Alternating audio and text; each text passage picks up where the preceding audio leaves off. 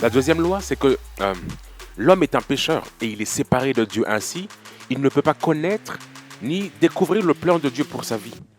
Romains 3, 23 dit « Tous ont péché et sont privés de la gloire de Dieu, d'une relation avec Dieu. » L'homme est séparé de Dieu. Donc, le salaire du péché, c'est la mort. Romains 6, 23. Le salaire du péché, c'est la mort. Depuis que Adam nous a mis dans un pétrin, toi et moi, nous sommes condamnés à vivre à la mort éternelle, car le péché nous a éloignés de Dieu. Dieu est un Dieu saint et il n'a pas pu, du moins, avoir une relation avec des personnes qui ne le ressemblent plus. Alors, qui que nous soyons, vert, bleu, jaune, grand, petit, intelligent, gros, connu ou inconnu, si nous n'avons pas rencontré Jésus, nous sommes donc pécheurs, éloignés de Dieu pour toujours, et le péché a toujours une domination sur nous. Mais l'amour de Dieu veut que nous puissions nous rencontrer et ainsi accepter son Fils pour sortir de ce joug du péché. Il existe 3 dimensions dans l'homme. Allons-y, découvrons-les. Cela va clairement nous aider à comprendre ce que je suis en train de dire. C'est parti. Lisons d'abord ce verset qui va nous permettre à comprendre comment Dieu a créé l'homme. C'est l'apôtre Paul qui parle ici, 1 Thessaloniciens 5, 23. C'est dans le Nouveau Testament. Que le Dieu de paix vous sanctifie lui-même tout entier. Et que tout votre être, esprit, âme et corps, soit conservé irrépréhensible lors de l'avènement de notre Seigneur Jésus-Christ. À travers ce schéma, ce sera simple. Vous comprendrez comment l'homme a été créé et pourquoi il est pécheur. C'est parti, allons-y. Donc, dans l'homme, il y a donc l'esprit. La première entité, donc, c'est l'esprit. L'esprit, c'est ce qui nous permet d'entrer en relation avec Dieu. Il est écrit qu'il faut que tous ceux qui l'adorent en esprit et en vérité. Nous vous mettrons la référence. L'adorent en esprit et en vérité. Dieu a créé l'homme en tant qu'esprit. En réalité, dans l'homme, c'est l'esprit, cette relation. Lorsque la Bible dit que Dieu nous a créés à son image, il parlait donc de l'esprit, car Dieu est esprit. Alors, il a créé l'homme en tant qu'esprit afin que nous ayons une relation. C'est un peu redondant, mais c'est très important de le savoir. Nous sommes en réalité un esprit normalement qui doit être en relation permanente avec Dieu. Donc, lorsque nous prions, c'est en esprit. Lorsque nous adorons, c'est donc en esprit. La seconde partie de l'homme, c'est donc l'âme. L'âme. L'âme est le siège de nos émotions, de nos sentiments, de notre intelligence. David disait « Mon âme bénit l'Éternel et n'oublie aucun de ses bienfaits ». L'âme a donc une mémoire et elle est souvent instable. Elle recherche absolument quelque chose. Elle veut être éduquée. Alors, soit c'est le monde qui l'éduque, soit c'est la parole de Dieu qui l'éduque. Lorsque David dit « Mon âme bénit l'Éternel », il est en train clairement de nous dire qu'à cet instant de sa vie, son âme voulait faire autre chose, entrer dans la dépression, dans les choses de ce monde, dans l'anxiété, dans toutes ces choses. Mais il était en train d'imposer à son âme de pouvoir comprendre ce que Dieu voulait pour lui. Car l'âme est versatile par moment. Et elle a besoin à chaque fois d'être éduquée, anesthésiée. Alors le monde propose certaines choses pour l'anesthésier. Et Dieu veut avoir une relation avec tout votre être. Donc l'âme ici, à savoir, c'est notre mémoire. Je crois qu'il vous est déjà arrivé d'être dans un endroit et de pouvoir vous rappeler de quelque chose que vous avez déjà vécu. C'est votre âme qui est en train de vous dire hey, « je me souviens de ce qui s'est passé à certains moments. » Les yeux, ça c'est très important à noter aussi, et les oreilles sont les fenêtres de l'âme. Tout ce que je vois, je l'enregistre.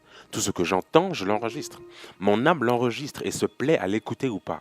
Lorsque quelqu'un regarde de la pornographie ou autre chose, ou écoute une musique qui plaît à son âme, alors son âme voudra à chaque fois la réécouter. Lorsque j'entre en relation avec quelqu'un et que je lui dis « je t'aime », nous devenons donc amoureux. Dans le mot amoureux, il y a donc âme. Les deux âmes se connectent ainsi. Ce que la personne me dit entre dans mon âme et elle reste en souvenir.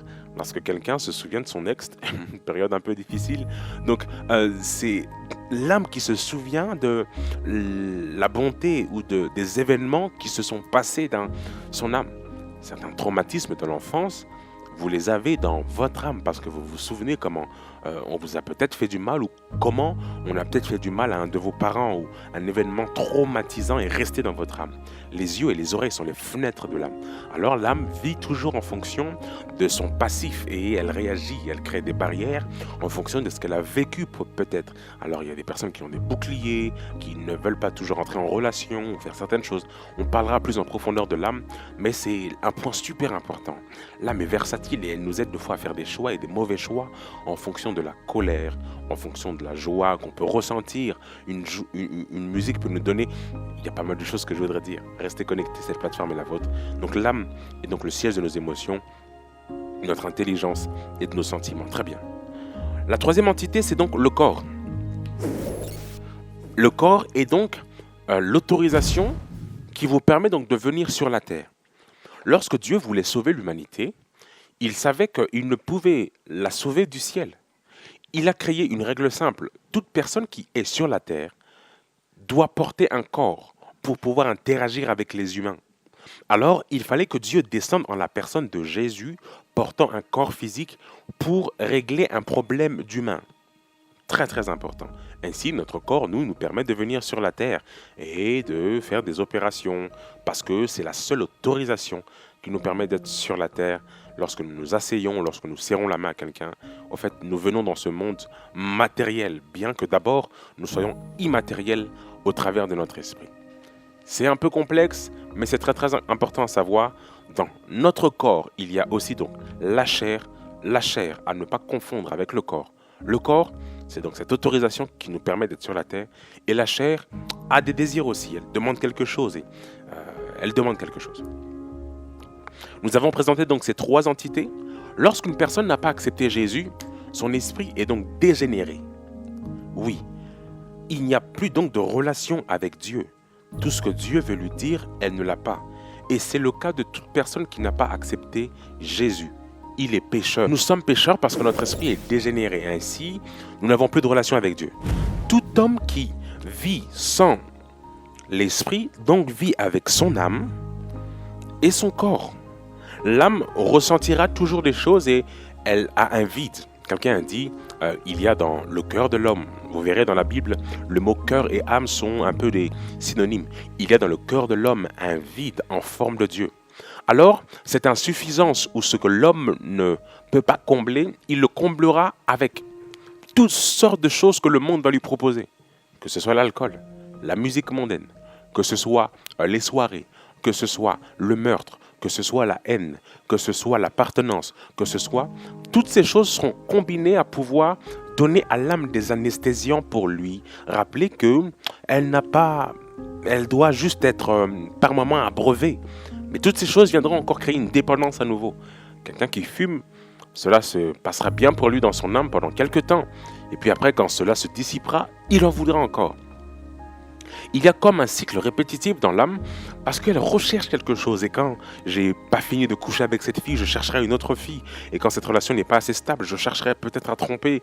Et quand ce n'est pas assez suffisant, je veux toujours plus parce que j'ai regardé de la pornographie. Ainsi, cette pornographie entre dans ma manière de penser. Je vais à chaque fois travailler, faire plus et demander plus parce que l'âme ne sera jamais étanchée. Tout ce que je fais aujourd'hui pour me dire oui, que Dieu n'existe pas, toutes ces choses n'ont que pour but d'être à chaque fois répétitives, sans jamais créer une véritable... c'est que du fast-food en fait. Je couche avec une fille fast-food, je suis en relation, et dès que ça va pas, je m'arrête parce que ma nature m'oblige à pouvoir le faire. L'âme est inconstante et elle a toujours besoin de quelque chose pour pouvoir la maîtriser. Et ça, c'est très important de le savoir. L'homme est pécheur. En deuxième point, le corps donc a ce qu'on appelle les œuvres de la chair. Je veux lire un verset avec nous pour pouvoir comprendre ce qu'il en est. Galates 5, verset 19. L'apôtre Paul parle, dit « Or, les œuvres de la chair sont manifestes. Ce sont l'impudicité, l'impureté, la dissolution, l'idolâtrie, la magie, l'inimitié, les querelles, les jalousies, il y a des personnes très jalouses, les animosités, les disputes, les divisions, les sectes, l'envie, l'ivrognerie, des personnes qui sont à même de boire jusqu'à devenir ivrognes. Ça, ce sont les œuvres de la chair. Les excès de table et les choses semblables. Donc, dans le corps, il y a donc toutes ces œuvres que la chair vient nous aider à faire. La division, la querelle. Donc, Dieu dit que le problème en soi n'est pas ce que les hommes font, mais leur nature en Adam. Votre chair vous poussera toujours à faire ce qui est contraire à ce que Dieu veut pour vous. Ainsi, quand vous n'avez pas accepté Jésus, votre esprit est dégénéré et ne peut pas comprendre ce que Dieu veut pour vous. Alors, comme votre chair réclamera quelque chose, votre âme en attend de celle-ci avec expectation. Je parle avec de l'anglais, avec expectation. Donc, il y a toujours un jeu entre votre âme qui veut quelque chose, qui veut appartenir à quelque chose, et votre chair qui dit hey, j'ai besoin de boire, j'ai besoin d'une femme, j'ai besoin d'impudicité, j'ai besoin de pornographie, j'ai une pulsion sexuelle, alors il faut absolument que je regarde ce film. Il faut absolument. En fait, vous êtes toujours motivé par votre âme et votre corps. Et ces personnes sont dites donc adamiques, des personnes qui vivent donc sous ce joug du péché. Des personnes qui n'arrivent pas à lâcher leur alcool, lâcher leur drogue, parce qu'elles sont sous ce joug et l'œuvre de la chair va de plus en plus fort. L'homme est pécheur. Ainsi, tout ce que l'homme tente de faire pour plaire à Dieu, il ne peut pas. Même par les plus belles actions humanitaires. Il y a des personnes qui ne sont peut-être pas sous ce joug de l'alcool ou sur ces choses difficiles, mais qui sont de bons jugeurs, des colériques, des personnes qui sont à chaque fois tirées en fonction de ce que leur âme veut leur donner comme l'homme est pécheur. C'est une chose qu'il faut retenir. Je ferai une vidéo plus brève et plus conséquente pour, à chaque fois, rappeler que l'homme est tripartite, esprit, âme et corps, et que sans Jésus, l'esprit de l'homme, pour entrer en communication avec Dieu, pour entendre ce qu'il veut dire, est dégénéré. Donc pour retenir cette deuxième loi spirituelle, l'homme est donc pécheur. Il a été pécheur en Adam. Tout ce que vous le faites parce que vous êtes en réalité. La colère ne vient pas de vous, c'est votre nature. Qui vous êtes en réalité? L'homme est pécheur et le salaire du péché, c'est la mort. Ainsi, tout l'amour de Dieu ne peut pas être donné à des personnes qui sont loin de lui ou qui n'ont pas cette nature. Mais Dieu les aime quand même et il veut que ces personnes se répandent, se tournent vers Dieu et leur disent « Hey, je t'aime, je sais que tu as un plan pour moi depuis l'éternité et je veux accepter ton amour. » Nous sommes pécheurs, condamnés, quoi que nous fassions, peu importe une vie honnête, peu importe une vie de bonne conduite. La religion ne sauvera jamais l'homme. Oui, les prières ne sauveront jamais l'homme. Tout chemin que l'homme cherchera par ses propres forces pour pouvoir atteindre l'excellence ou une récompense dans le monde spirituel ne seront jamais assez accessibles pour atteindre un Dieu saint. Nous sommes donc pécheurs.